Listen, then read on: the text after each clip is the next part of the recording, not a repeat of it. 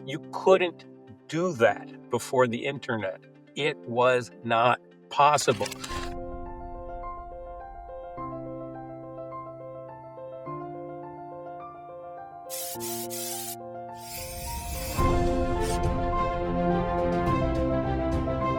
Hi, I'm Matt Egol, host of the CX and Culture Connection, the podcast for leaders looking to drive value by focusing on customer experience and culture together.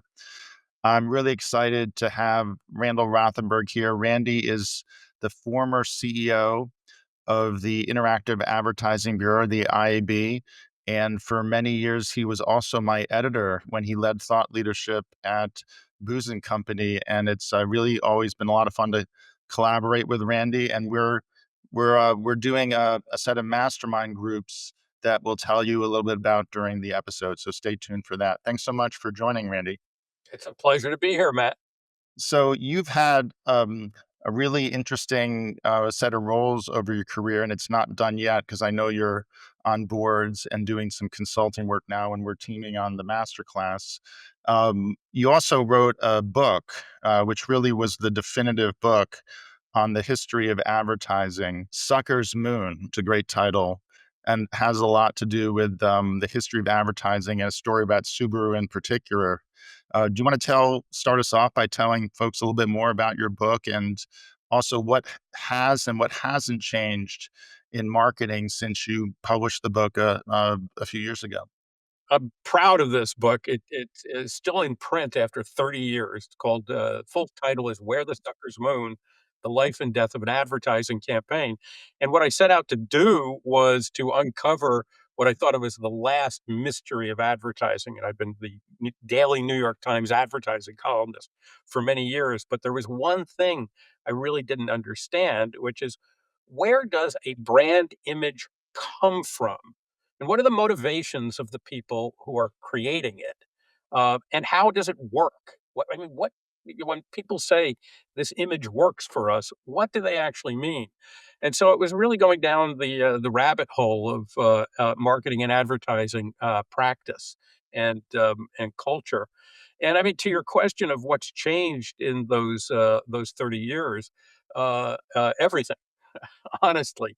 If I were to really, boil it down into 2 or 3 things, Matt, number 1, I would say was, clients, companies, brands. Let's think just consumer brands for the time being. Um, we're looking for something that would, in a very lasting way, change the way consumers thought about them, but it had to be a single thing that they were doing, because campaigns were very expensive. They were dominated by television. You needed to create something that would last for a very long time, not just a week, not just a month, but at least for a year, maybe 2 years, or maybe 5 years, because of the high costs of television production and the complexity of getting things onto television. So they were looking for one thing. They were looking for that thing to last for a very long time, and they were looking for that thing to be largely creative in its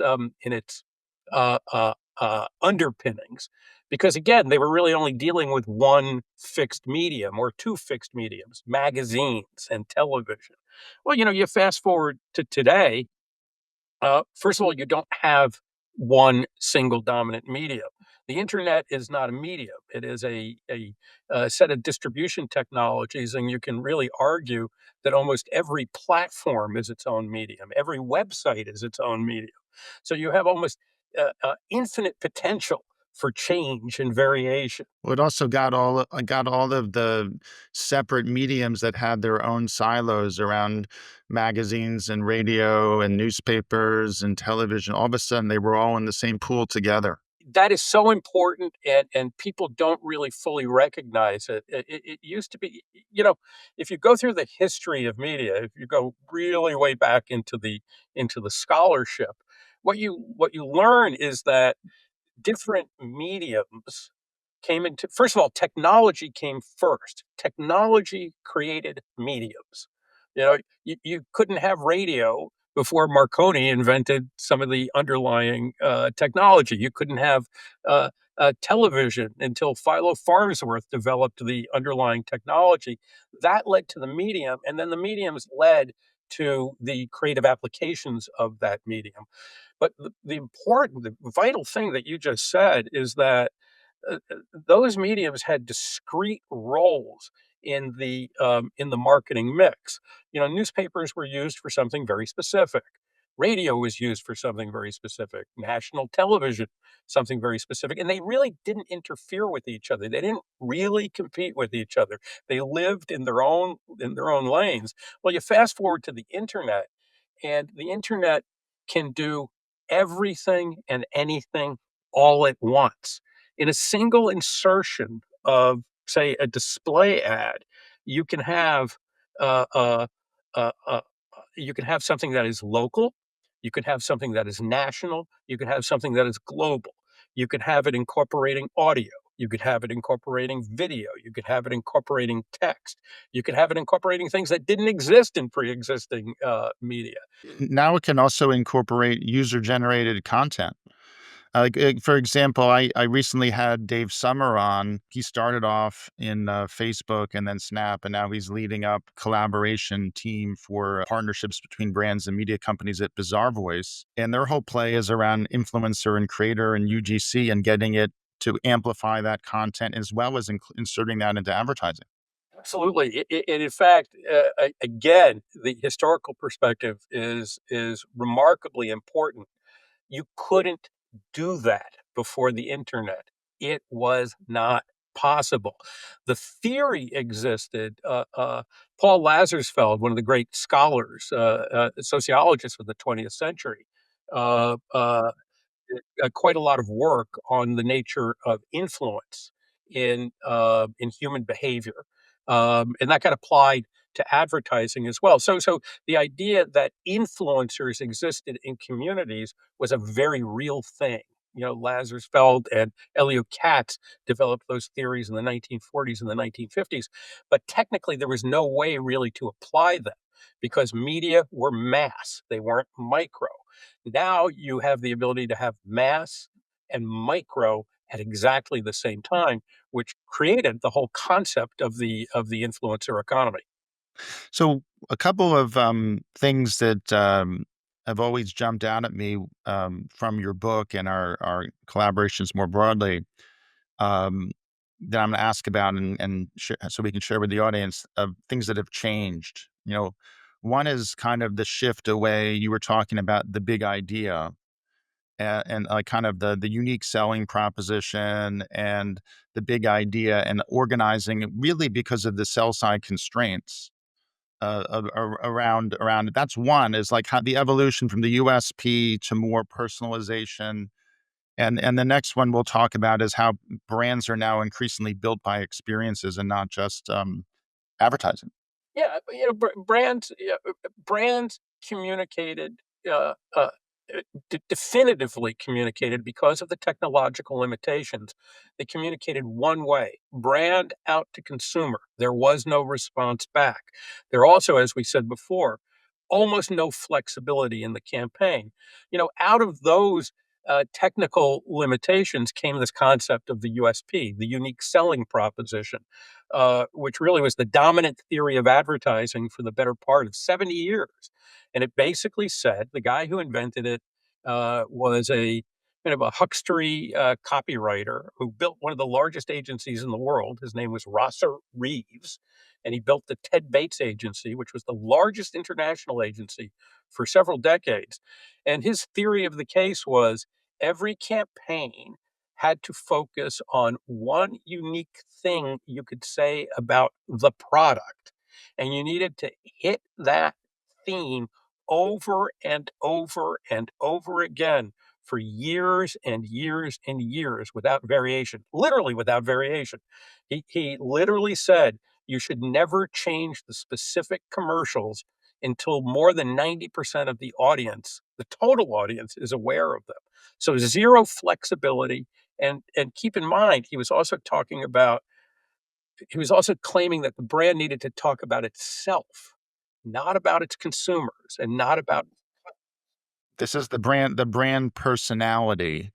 And then, um, so when a lot of times people, and they still teach this in business schools, even though I think things have changed about the marketing funnel, and about your building awareness and consideration and preference and loyalty, and the idea is that's behind this is that the brand is communicating at the top of the funnel. But to your point, a lot of that is around building an identity for the brand, personalizing the brand. You're building a relationship with the brand. We're getting you to think of the brand a certain way. And then P&G coined the phrase the first and second moments of truth. Procter and Gamble was one of the first leaders in building mass advertising, but the first moment of truth was when she picked up the product. The second moment of truth when she used it. And then Google, of course, created the phrase zero moment of truth so as not to insult P&G, which was the moments all before the first moment of truth influencing the consumer. But this whole mindset was build the brand and then activate it. Well, it was even more than that. First of all, the concept of the funnel itself was based on this historic notion of technical limitations that created individual media that communicated in one way to audiences. So, top of the funnel, you use national television for awareness. You go a little bit further down the funnel, you use newspapers to advertise sales, the weekly sales. That would generate trial. You would use radio to reinforce that locally. Then you would go further down the funnel into repeat purchase by offering consumer promotions. So discrete segments of media for discrete segments of the funnel. And what it ignored was the fact that human beings are not linear in that way. And the whole idea of the first moment of truth, the second moment of truth, the zero moment of truth ignores the actual foundations of how people go about getting interested in things and buying things. One of those is, very importantly, is most people don't care about most products. They are really uninterested. That's been shown over and over again in research. So they don't think in terms of moments of truth because it's not that big a deal to them. And then the second is each moment is a new moment. Every ability, every opportunity to experience something is a new opportunity. And so these theories that are themselves very linear kind of miss the point of how consumers actually buy things. So, one point here, and I would encourage people to check out my podcast with Todd Unger, and definitely like and subscribe to the podcast so you don't miss any episodes. But Todd Unger is the chief experience officer of the American Medical Association. His team's won all kinds of awards. Um, he recently gave a keynote at the CXPA conference where I presented as well, and um, the reason I bring up Todd is he has this concept of the tornado funnel. His book is called The 10-Second Customer Journey. And what he's basically arguing is it's the linear experience is gone, and you really in the digital world, and love your take on this because you led the Association for Internet Advertising, that you only have 10 seconds to get people through most of the funnel now. And you have to like grab their attention, deliver an emotionally engaging experience, and close often in less than 10 seconds. Yeah, it's just the nature of the beast. The more so because of the ubiquity of mobile telephony and mobile communications, where people are usually doing something else. So it's one thing if you're watching television, you're there on your couch and you get interrupted by a commercial pod, but you're there watching. You're already in the observation and entertainment mode. When you're on your phone, chances are you're engaged in either idle communications or non-idle communications with friends, or you're looking up something actively to find something out. So advertising is both vastly more interruptive to the consumer experience than it was in the era of television dominance. And also, it's much faster because of the way that scroll works. You have no time to catch them. Even 10 seconds is a little bit extravagant. Well, in speaking of interruptions, let's interrupt for a second. I'm going to roll a minute clip that promotes the mastermind groups that we're teaming on, and then we'll pick up the conversation again in just a minute. Allow me to briefly interrupt the podcast to share an invitation for you to join one of our mastermind groups. These groups are for leaders building out the CX function at their organization. They are for culture champions looking to develop and sustain behaviors that bring their organization's mission, vision, purpose, and values to life. I'm excited to team with Randy Rothenberg, former CEO of the IAB, on a mastermind group focused on experience as a winning marketing strategy. I'm teaming with Tamar Cohen, who has led CX and EX teams at Zoetis and Travelers, on another group focused on CX EX alignment, and with Greg Kihlstrom, host of the Agile Brand podcast, on a group focused on building a self-funding growth flywheel. Each group meets monthly for 90 minutes. Members receive a coaching hour each month and can attend quarterly workshops. Go to JourneySpark's website for more information. Please DM me on LinkedIn with any questions. Now, let's get back to the podcast. Randy, we were just talking before the brief interstitial. It reminds me of Schoolhouse Rock, which, by the way, those guys went to Dartmouth, so there was a really fun event where we had them come speak on campus about Schoolhouse Rock when I went to school there. They went there before I did. So we were talking about the way consumers engage in experiences and how the nature of advertising has changed. I'd like to bring it back to the difference between building a brand and building an experience, which are complements. But you made the point that brands historically focused a lot on how consumers thought about them rather than how consumers feel about themselves. And, Lou Carbone, a mentor of mine, is always reminds me that customer experience is about how people feel about themselves. Its emotions are key, but how they feel about themselves engaging with the brand or with other people. And that influences their perception of the brand. And I think a lot of what's changing with digital right now is it's a lot easier for brands to build experiences that go beyond the product, that engage with people throughout their lives and not just in the store. And it's not just entertainment mode on TV.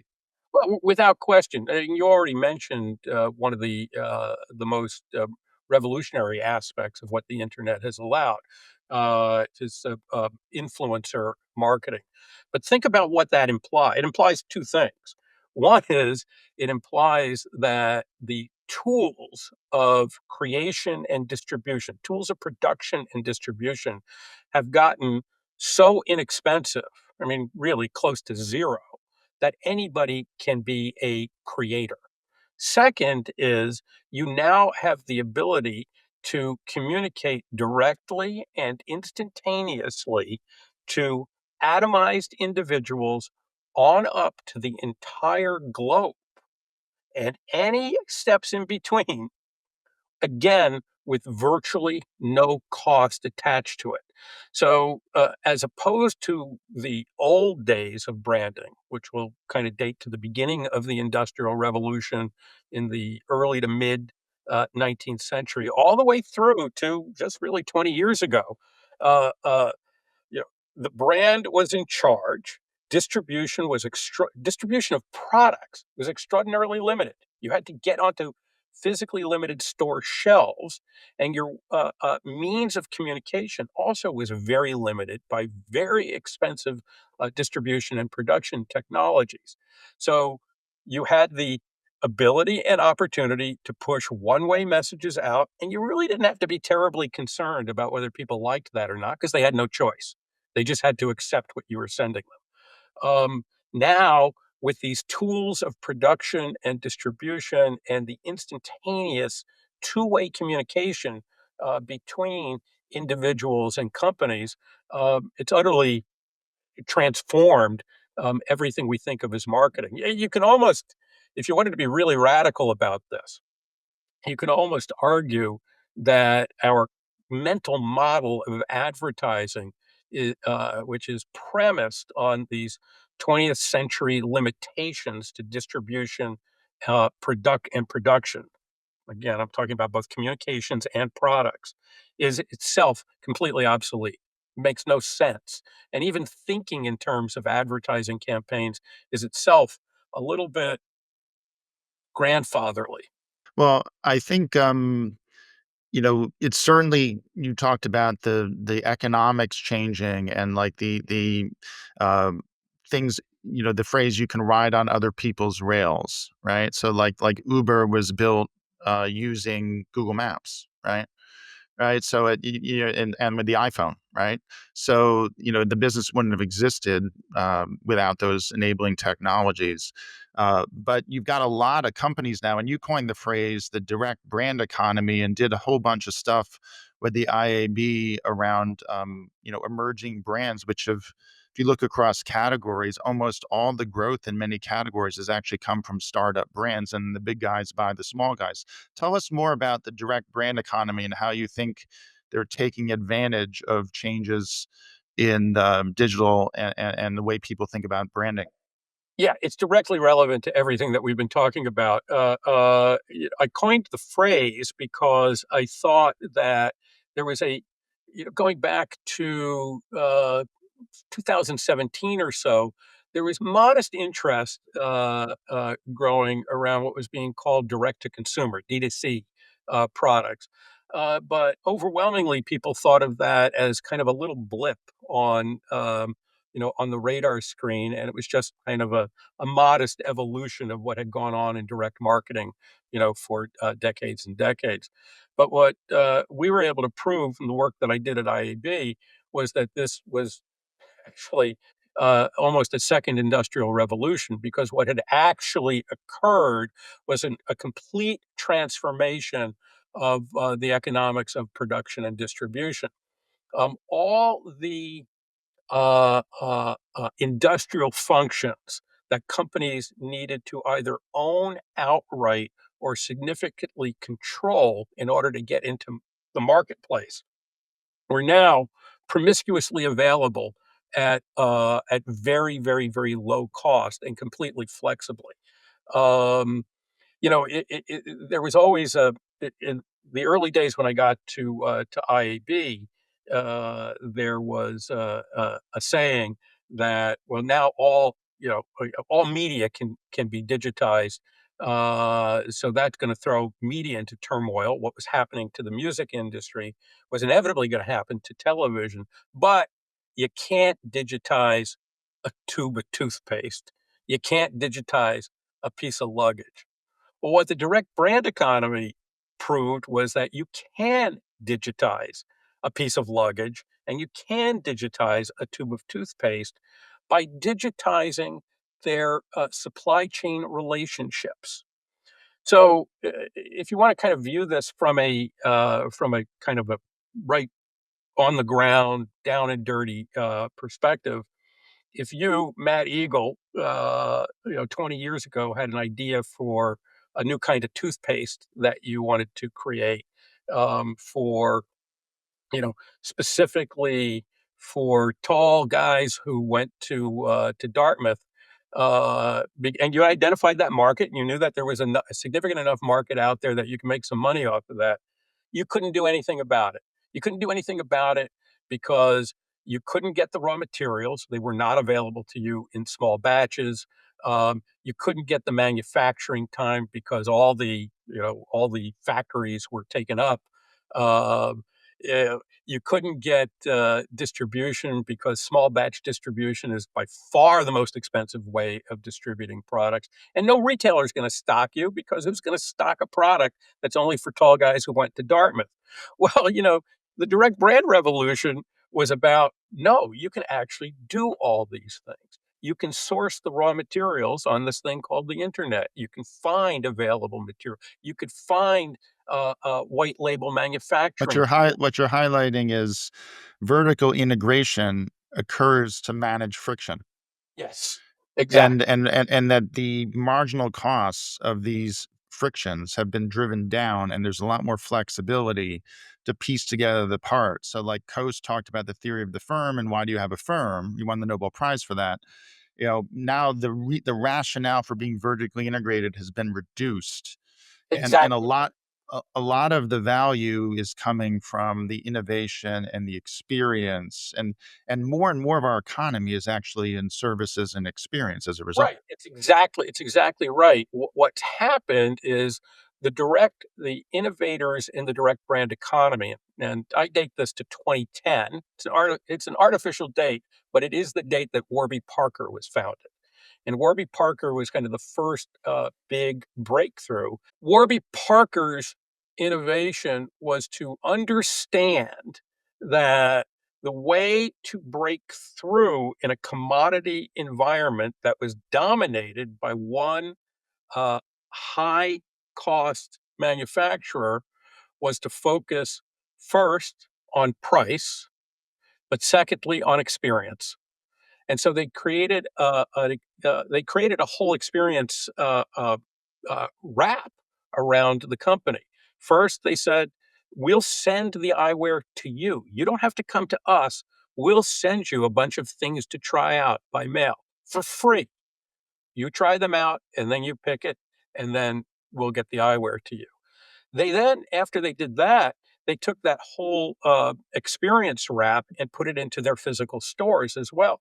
So they turned the physical stores into a fashion and style experience.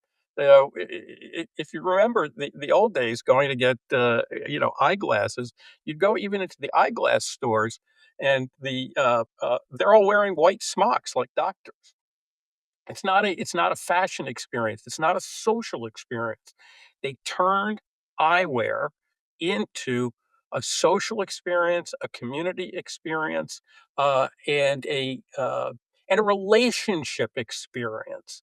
They said, "We, Warby Parker, will make it easy for you to be stylish and happy." And part of that happiness was also, again, not paying too much for the eyewear relative to what you were getting charged everywhere else.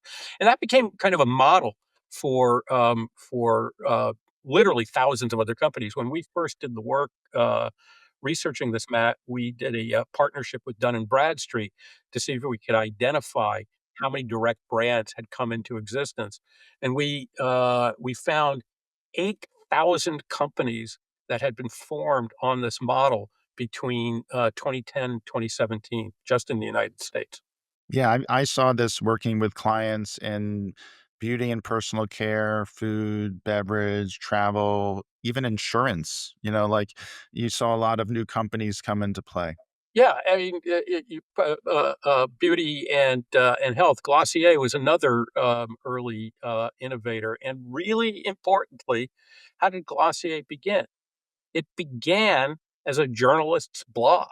It began the woman who founded Glossier was a beauty editor, and she realized, wait a minute, that the means of production and distribution and communication are now out there, so I don't have to persuade Revlon to do this. I can do it myself. We're talking about some of the themes now that we're going to dive into in more depth with our mastermind group around experience as a winning marketing strategy, where people can, get together every month and also get coaching every month and go to workshops. And it's a real way to engage around these topics. And, I think there are a few themes that are really relevant that we're talking about here. I want to go a little bit deeper on them. One is around the way insights have changed. you know, in the past, insights were either for product development or to build an ad campaign, and you wanted insights to get that big idea, and you wanted to build an emotional connection so your creative stood out. But I think that the rapidity of like getting insights instead of like long lead times with expensive research where you get the results back from a campaign 6 months later, just the AI and the internet and a lot of analytic advances with first party data, all those combined mean we have a much more rapidity of generating insights, and we can optimize experiences through experiments on an ongoing basis. It's a very different game. So that's the first point about insights. The second one, I'm just going to get through three things. The second one is that you can actually optimize the content. So now and I don't just mean Gen AI, I mean, you can use agile sprints to start experimenting with content. And people learned this first in e-commerce and now are applying that across experience more broadly. And then the third is targeting, which you know lots about from IAB, but with programmatic advertising. But now everything is inventory, everything's insertable, everything's based on data. So next best experience is something you can target. Maybe not a tall guy from Dartmouth, but you can target who is your persona and actually have the right content with the right insight, target to the right person. And the technology makes this all possible at a fraction of the cost it used to be. Years and years ago, when I was uh, the advertising columnist at the New York Times, I got the Publishers Clearinghouse mailing came in, and I opened up the envelope. A bunch of things fell out, and I looked at it and I said, "I don't wonder why all this stuff is in the envelope." And my wife said, "Dummy, you're the advertising columnist from the New York Times. If you call them up, they'll probably tell you." And that led to a wonderful story. I spent a couple days out in Long Island with Publishers Clearinghouse, and I remember asking the creative director and the research director about the research they did, and it was something fascinating that came out. And this was kind of the way direct marketing worked. They said they knew, to fractions of percentage points what people reacted to and what would drive lift in response rates, but they did no research on why. And the reason was because it was relatively inexpensive to just test. You test things, and if they worked, you use them, and if they didn't work, so you're always testing against the control. The important point here, though, was even that kind of testing was somewhat expensive because it still cost you 20 cents to mail an individual letter or whatever the bulk rate was in those days. Now, the ability, and so because of that, you could only test against relatively small market segments and hope, and then you would roll out those tests if they were successful and hope that they would be repeated against the entire market. Well, again, fast forward to today, you now have the ability to test at microscopic scale and at mass scale, at a cost base that is a fraction of a fraction of a fraction of what postage was. So, yes, we're living in kind of a direct marketing economy where direct marketing economics have gone down close to zero and then thus replaced all the economics of traditional advertising, including, and you and I have been emphasizing this a lot, you do not have to stick to a single fixed campaign or a single fixed idea aimed at a single fixed um, understanding of a mass audience or even of a segment of that mass audience. You can be as small and as narrow and as big and global as you want, and you can do that multiply at the same time. So there's two different directions you could take this. One, and they're both valid depending on your business. One is there's riches and niches, and that the Harrys and the Glossiers and the others, that these startup brands can actually launch a business that doesn't require like method getting distribution at Target to be viable, right? Like that you're able to launch an e-commerce centric digital native business that scales. That's one path. And there's a lot of companies doing that, and bigger companies are increasingly buying a lot of these smaller companies. Um, the and that's the natural nature of innovation and the creative destruction, right? The second path is bigger companies can actually introduce greater creative variety into their business, and they're not stuck with the Rosser Reeves view of the USP anymore. um, and that doesn't mean that you have infinite one-to-one marketing. That's actually not what we're saying. I actually just step back a second. I don't think personas go away. persona is like an idealized version of your customer because it's useful to have a marketing target. It's useful to have design thinking. The number of ideal personas is somewhere between 4 and 12 per company. You don't want 1,000 personas, but you don't want one. You don't want one, right? Right, that's the important point. You don't want 1 and you don't want 1,000 because that will drive you crazy, organizationally and institutionally. You have to have some kind of discrete number, but you have an ability to figure out what that number is. And you can the way this works in practice with AI is to get creative variety is a few things happen.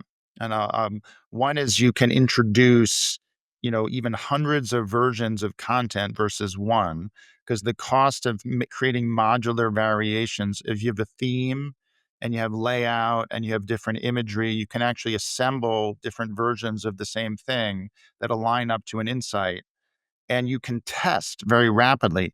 Take a look, just sharing with the audience, take a look at my podcast with Nitsan Shire, who's the CEO of Wevo. And we had a podcast called The Age of Simulation. And what Wevo's done is taken millions of user tests that used to do a video recording of someone trying a product or walking through a store or using a website, or you'd send them a creative uh, website to look at or mock-up to look at or even description to look at and get their reactions in a structured survey, like 120 people. Well, that would take 5 days, and that was revolutionary to get 5 days to get a response from a 60 million person panel. Now you can get feedback in 5 minutes. And because what you're doing is the AI, they run a millions of tests through the LLM and it could simulate how your persona would respond.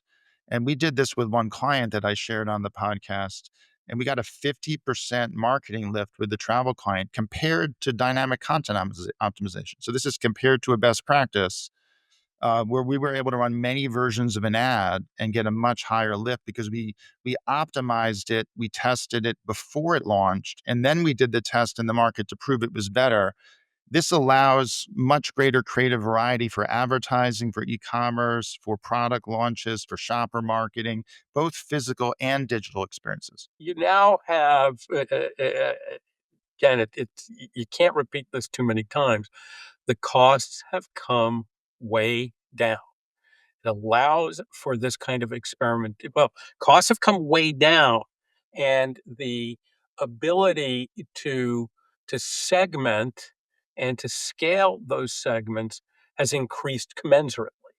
And so you take those two things into the marketplace with these tools, these simulation tools, and you just have an ability to hypercharge your marketing in a way that literally, physically was not possible just 5 years ago. Well, and you did a lot of the early work with programmatic and AI, how it was used in advertising. Now, a lot of those lessons are being applied for journey orchestration, and the customer data platform is really the migration of some of the principles of the DMP. I have to interrupt you at one point. Please.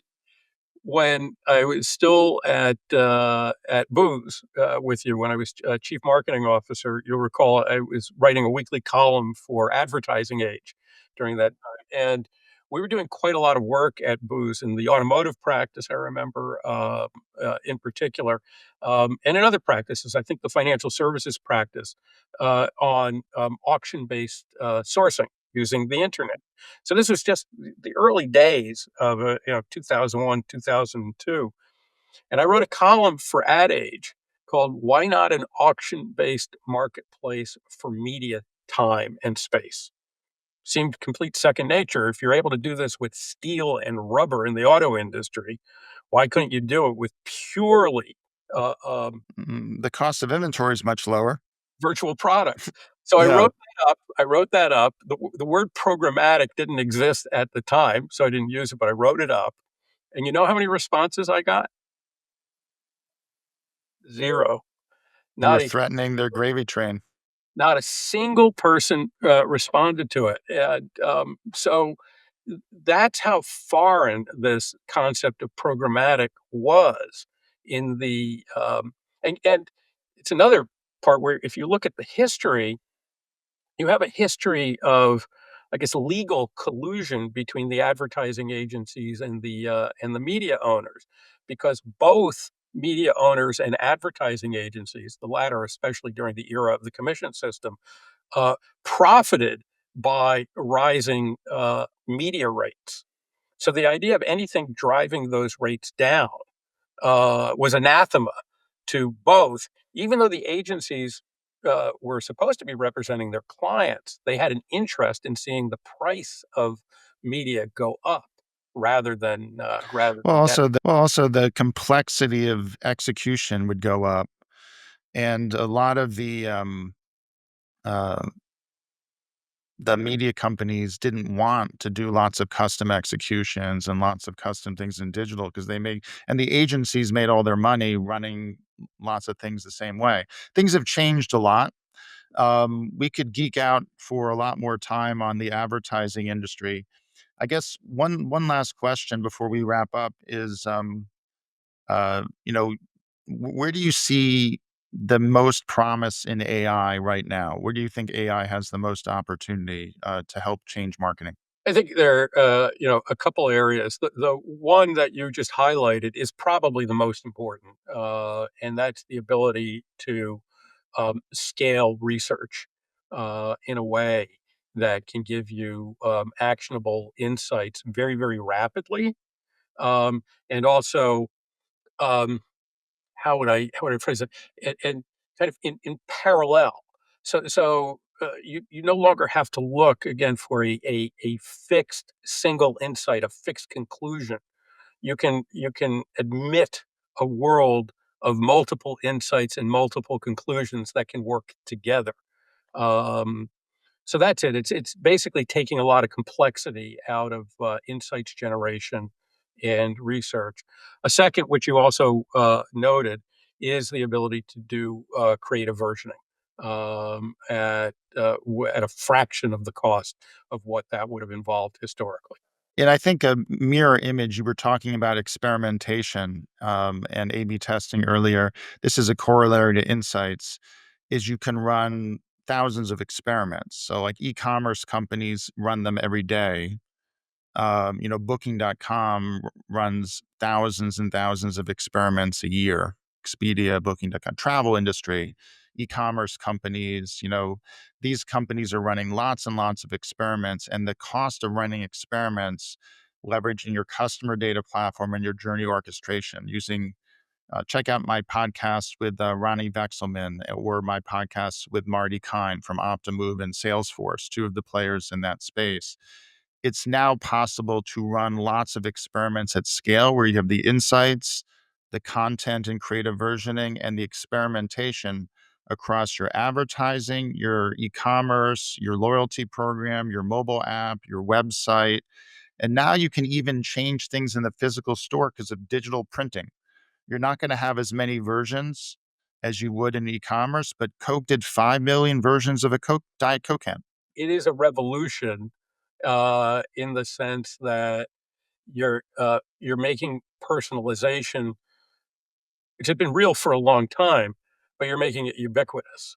And that's, I think, actually the challenge here too, which again you highlighted before, uh, because it's now so easy and so cheap to do so many things.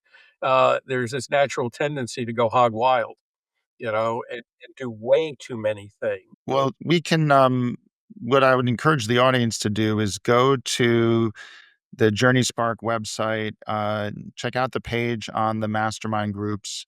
Randy and I are doing groups on experience as a winning marketing strategy, and you don't have to go through it alone. Not only will we be excited to go on the journey with you and talk to you every month as part of this and with the coaching hour every month, but you can go on the learning journey with other marketers interested in experience as a winning marketing strategy. So these groups are a chance for 30 or 40 like-minded marketers to go on the learning journey together. And we'd be excited to go on that journey with you and continue the conversation in the mastermind group. And I couldn't think of a better friend to do it with than Randy. Thank you, Matt. I'm looking forward to it too because it's a chance to take these years of learnings and really put them into practice for companies that I, I I think have had difficulty adapting, as excited as they are, difficulty adapting to this new environment of experimentation towards success. So, Randy, if folks want to get in touch with you, is the best way over LinkedIn? LinkedIn is fine. My email address is randall at randallrothenberg.com. Couldn't be easier. Awesome. Well, I know you've sparked a lot of great ideas for me, and I'm sure you have for the audience as well. And look forward to teaming with you on the masterminds. Great. Thanks, Matt. I am too.